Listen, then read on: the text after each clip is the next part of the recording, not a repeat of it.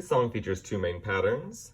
For the verse and chorus, we'll start on a C major, C, E, G, then a D minor, D, F, A, to an A minor, A, C, E, to an F major, F, A, C.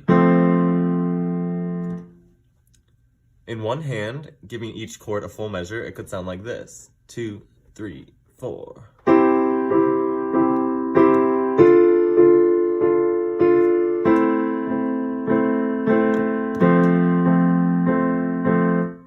In two hands, it could look and sound like this: 2, 3, 4. Start on C, D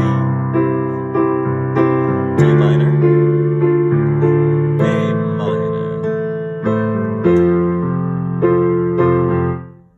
The bridge features a slightly different pattern, starting on E minor, E, G, B, then to A minor, A, C, E, then to G major, G, B, D, for two measures.